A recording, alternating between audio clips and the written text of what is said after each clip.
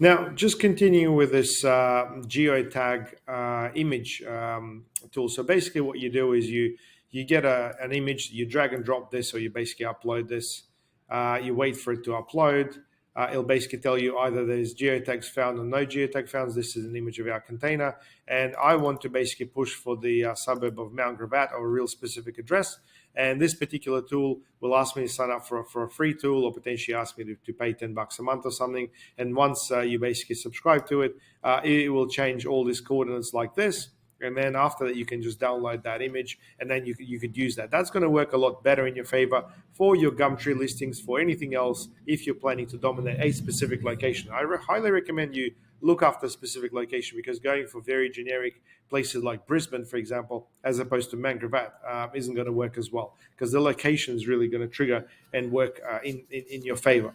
Now, to go over other important aspects, with listings like this one, obviously these guys are putting in things like, 24 delivery not included, and so on and so forth. So really, what you want to do is you want to make sure that your listing has got things like delivery.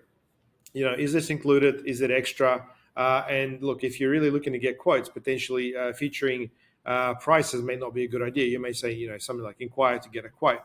Specifications, a really big thing as well. Like a lot of people, okay, this 20-foot container, but what are the dimensions of a container? It might be a silly question to some of you, but to the end consumer, all they know is a 20-foot, but how wide it is, how tall it is, they've got no idea.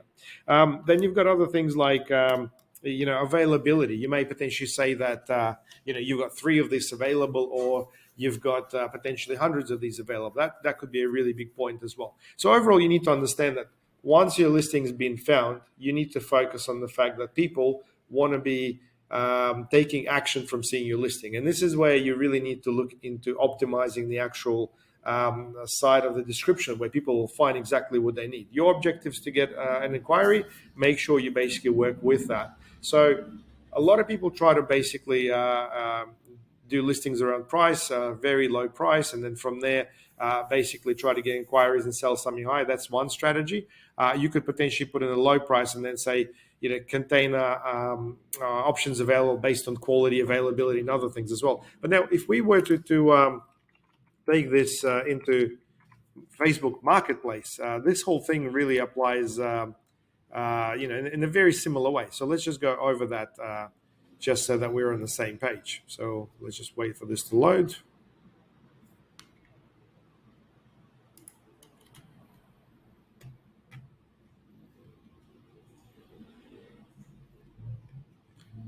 Yeah, so if we're going to search Marketplace for the word shipping container, we're going to get a few listings coming up. And by default, I think it's set to something like 10 kilometers. But if you play with this, obviously it changes. But, the whole distance is one of the primary things as well. So if I'm going to look at something, you're going to get certain containers coming up at you. Now, how does this work? Well, first of all, besides the location, once again, it's about the actual description in the title. So if you can put more in there to make it a little bit more specific, you're gonna be likely to get more clicks through.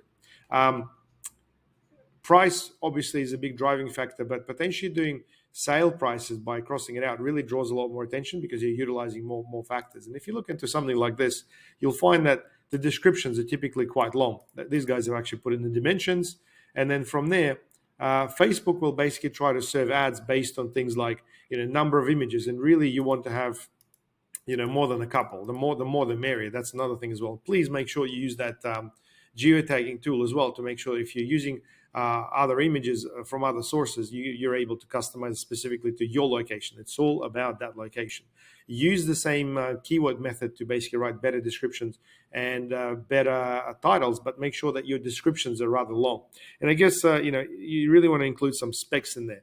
Like, once again, it's all about availability of the product, delivery conditions, maybe payment options as well. Maybe some people want to come in and pay cash, or do some sort of invoice, credit card payment type of thing as well.